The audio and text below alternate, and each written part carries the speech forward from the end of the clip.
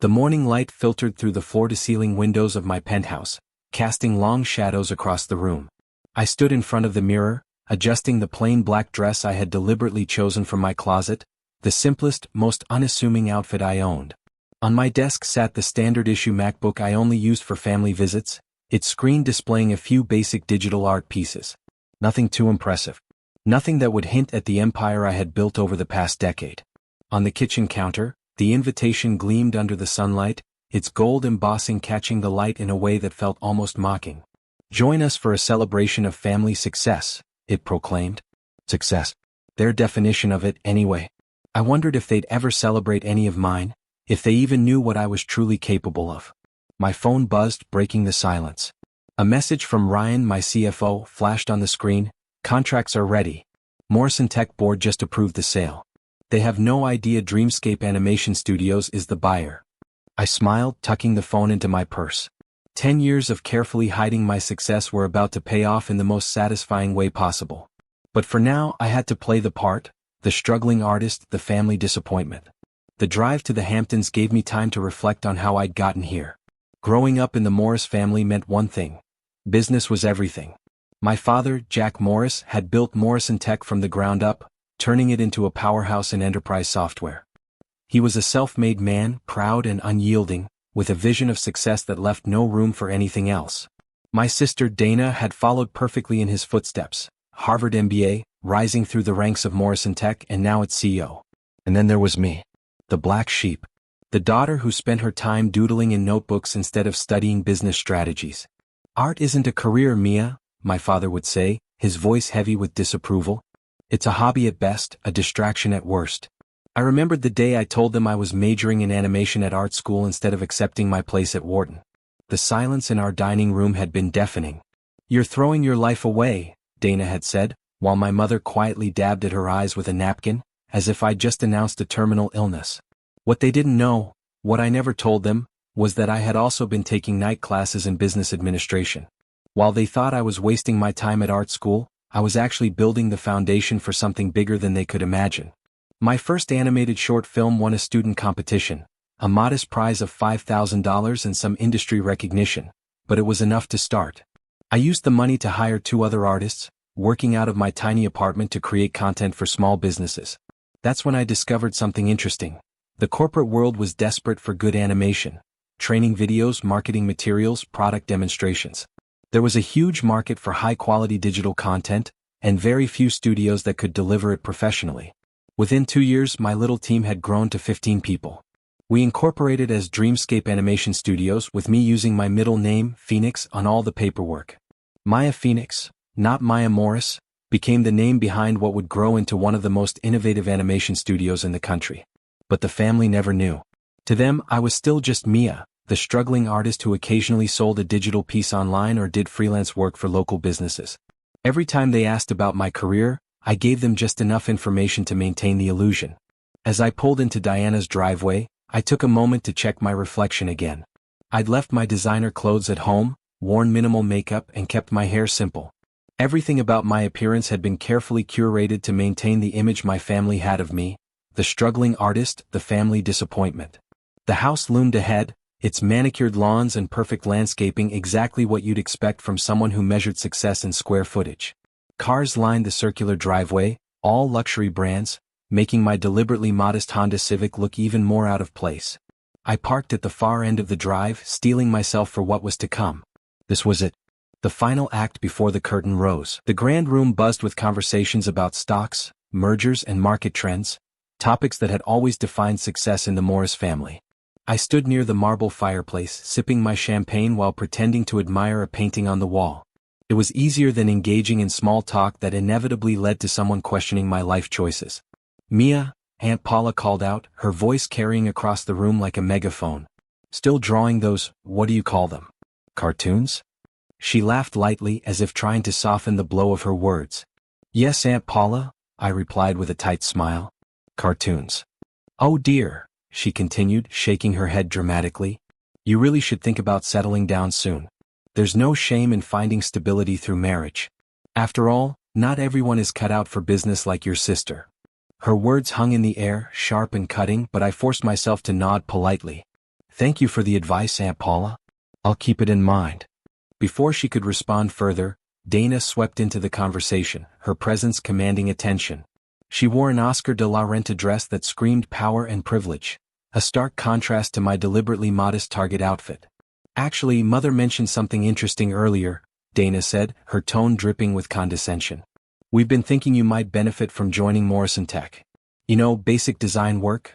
Nothing too creative, just simple graphics for presentations or employee handbooks. Entry level, of course, but it's better than whatever freelance work you're doing now. I felt a surge of anger rising within me, but I pushed it down. Instead, I smiled sheepishly, playing the role they expected. That sounds generous, Dana. I'll think about it. Dana raised an eyebrow, clearly skeptical. You should. A steady paycheck and benefits can make a big difference. Besides, we'd be happy to help family. Her words stung, not because they were true but because they revealed how little she thought of me. They didn't know that my so-called freelance work funded entire teams of animators and developers, or that my company's annual revenue rivaled theirs. As the evening dragged on, the jabs became relentless. My cousin Jake smirked when he suggested teaching me basic accounting principles, as if I were incapable of understanding financials. Another relative chimed in, offering to connect me with their daughter, who supposedly specialized in building websites for struggling artists. Each comment chipped away at my patience, but I reminded myself why I was here. Finally, my father approached, his expression unreadable. He held a glass of scotch, the same brand I kept stocked in my penthouse office, though he didn't know that. Mia, he began, his voice heavy with disappointment. Your mother and I have been talking. We think it's time you stopped wasting your potential. Maybe Morrison Tech could give you a chance. Basic artwork, entry-level salary, it's better than this lifestyle you've chosen. His words hit hard even though I'd heard them countless times before. I clenched my fists under the table, forcing myself to remain calm. Thanks, Dad, I said softly. But I'm okay where I am. He sighed deeply, shaking his head. At 32, shouldn't you be more serious about your future? Look at your sister, she's made something of herself. What have you done besides doodle pictures? For a moment I almost snapped. Almost. But then I remembered the message waiting on my phone, the one confirming everything was ready for tomorrow. Instead, I simply excused myself, saying I needed some fresh air. I walked to the floor-to-ceiling windows overlooking Diana's perfectly manicured garden. The sun was setting, casting golden hues across the lawn. I pulled out my phone, glancing at the latest update from Ryan. All systems go. Board meeting confirmed for 9 a.m. tomorrow. They still have no idea. A satisfied smile spread across my face. Tomorrow would change everything, for me, for Dreamscape, and most importantly for the Morris family. The private elevator doors opened with a soft chime, and I stepped into the executive floor of Morrison Tech's headquarters. Gone was the plain black dress from yesterday.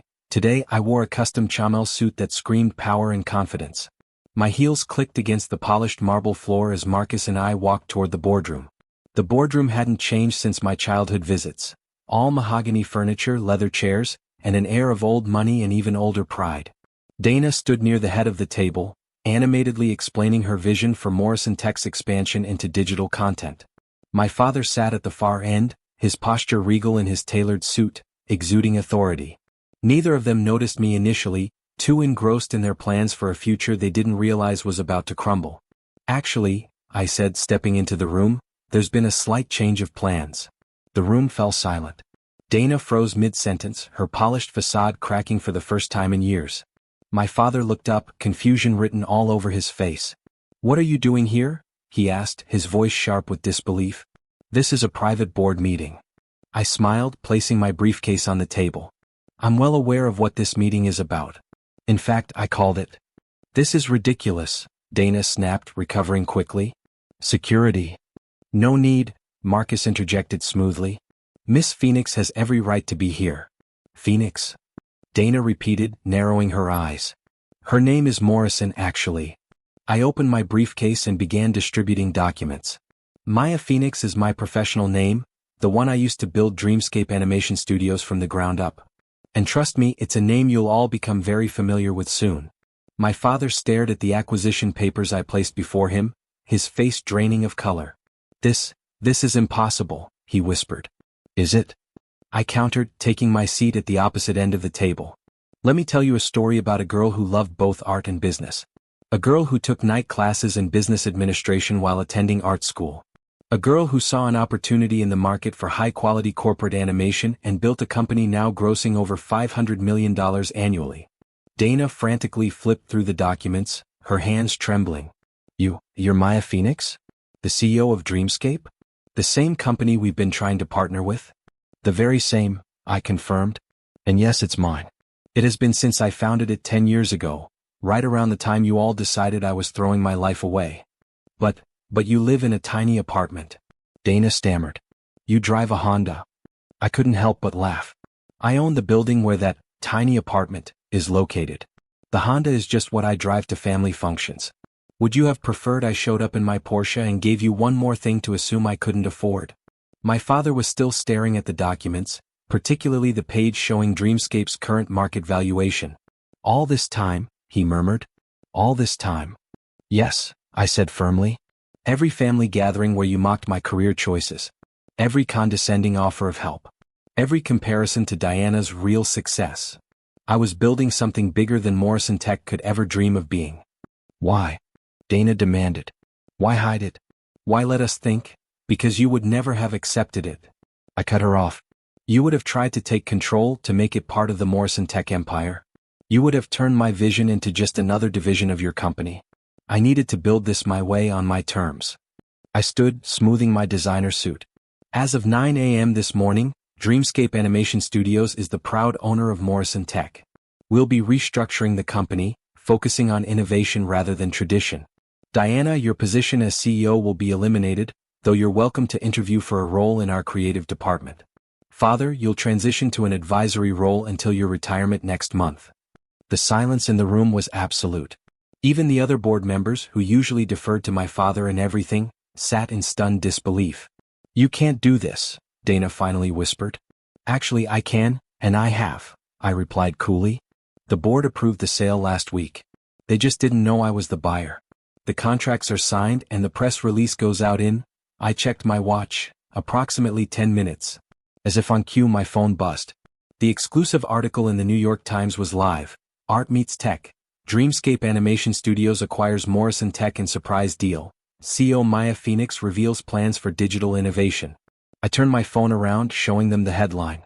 By the way, Diana, about that entry-level position you offered me yesterday, I'll have to decline. I'm afraid I'm overqualified. The private elevator doors opened directly into my penthouse office, revealing Dana standing by the floor-to-ceiling windows. She looked out of place in this sleek, modern space filled with original artwork and panoramic views of Central Park. Her posture was stiff, her hands clasped tightly together as if trying to hold herself together. Thanks for seeing me, she said without turning around. I wasn't sure you would. I always make time for family, I replied, gesturing for her to sit. Especially when they finally decide to see me for who I really am. She hesitated before taking a seat across from me, her eyes scanning the room again, lingering on the abstract painting above my desk. It was one of my earliest works, created during art school, raw and unpolished but full of emotion. Why? She asked finally, her voice softer than I'd ever heard it. Why did you hide all of this? Why let us believe everything we thought about you? I leaned back in my chair, studying her carefully.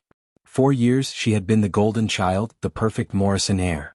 Now for the first time I saw vulnerability in her expression, a crack in the armor she wore so well. You wouldn't have understood, I said simply. If I'd told you 10 years ago that I was building Dreamscape, what would you have said? Would you have supported me? Or would you have tried to mold it into something more respectable? More like Morrison Tech? Dana opened her mouth to protest, then closed it again, realizing I was right. You and Dad have always defined success in such narrow terms, I continued. Profit margins, market shares, board meetings. But success isn't just about numbers, it's about vision. About creating something meaningful. Dreamscape exists because I refuse to compromise my vision for anyone else's expectations. But why not tell us later? She pressed. Once you were successful, once you proved everyone wrong. Because it wasn't about proving anything to you, I interrupted.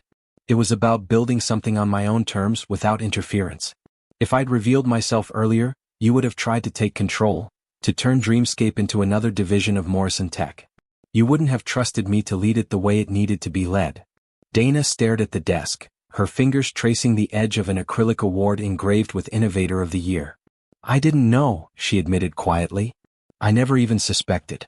Every time you came to family gatherings, every time you talked about your freelance work, I believed you.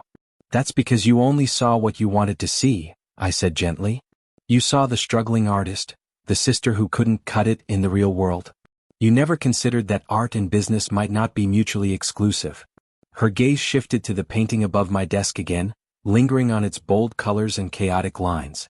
Did you paint that? Yes, I nodded. During my first year of art school. It was part of a series that inspired Dreamscape's early projects. It's incredible, she murmured. I had no idea you were this talented. That's the problem, I said with a small smile. None of you ever looked close enough to find out. For a moment, neither of us spoke. The weight of years of misunderstanding hung between us, heavy but somehow lighter now that the truth was out. What happens now? Dana asked finally. With Morrison Tech, with everything? Morrison Tech will become part of Dreamscape, I explained. But it won't operate the same way it used to. We're focusing on innovation, creative solutions, digital storytelling, immersive experiences. The old model isn't sustainable anymore. And me? She asked, her voice barely above a whisper. There's a role for you here if you're willing to adapt, I said firmly.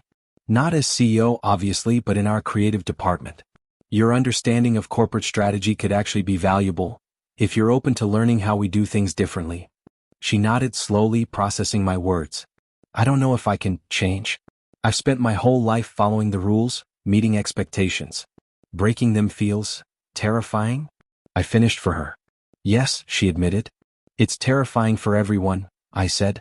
But sometimes breaking the rules is the only way to create something truly extraordinary. I stood and walked over to the painting, pointing to a swirl of gold hidden within the chaos of colors. Art and business aren't opposites, they're partners. One inspires the other. Together they create balance. Dana followed my gesture, her expression thoughtful. I think I'm starting to understand. Good, I smiled. Because tonight we're hosting a dinner to formally announce the merger. I'd like you there, not as the former CEO but as my sister. She looked up at me, her eyes glistening with unshed tears. Thank you, Mia. For showing me who you really are. The private dining room at Le Bernardin was a masterpiece of understated elegance.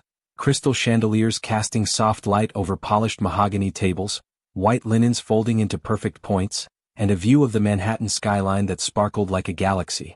My family sat around the table, their faces a mix of awe, disbelief, and something new, respect.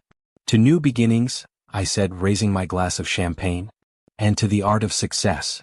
The clink of glasses echoed through the room, but the real sound I heard was the shift in perception, the moment my family finally saw me for who I truly was. My father, usually so unyielding, looked at me with something akin to pride. His eyes lingered on the press release sitting in front of him, its bold headline declaring Dreamscape Animation Studios acquires Morrison Tech. I never thought I'd see the day, Aunt Paula admitted, her voice softer than usual. You've always been different, Mia. But now I see that different isn't bad. It's extraordinary. Dana nodded, her expression thoughtful. I spent years thinking I was helping you by offering entry-level positions or advice on how to get serious. But it turns out you were the one leading us all along. It wasn't about leading, I corrected gently. It was about proving, to myself more than anyone, that success doesn't have to look the same for everyone. Art and business aren't opposites, they're partners. Together they create innovation, beauty, and impact. My father cleared his throat, drawing everyone's attention. Mia, he began, his voice steady but tinged with emotion, I owe you an apology. For years, I dismissed your choices because they didn't fit my definition of success. But tonight, I see that you've achieved something greater than I ever imagined. A legacy that combines vision, creativity, and strategy. His words hung in the air, heavy with meaning. I felt a lump rise in my throat, but I swallowed it down, choosing instead to smile. Thank you, Dad. That means more than you know. After dinner, I returned to my penthouse, the city lights twinkling below like stars scattered across velvet. I poured myself a glass of scotch, the same brand my father had offered me earlier, and walked to the terrace. The cool night breeze brushed against my face as I opened the old sketchbook I'd carried with me since art school. On the final page, written in faded ink, was the quote that had guided me through every challenge, every doubt.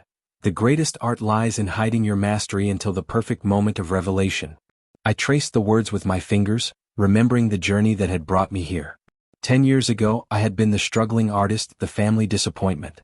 Now, I was the CEO of one of the most innovative animation studios in the world, and the owner of Morrison Tech.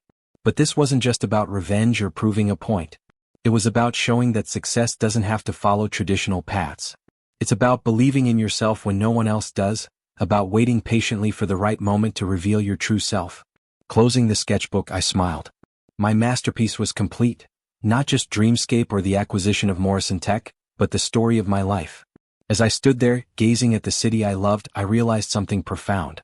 Success isn't measured in dollars or titles. It's measured in the lives you touch, the barriers you break, and the legacy you leave behind.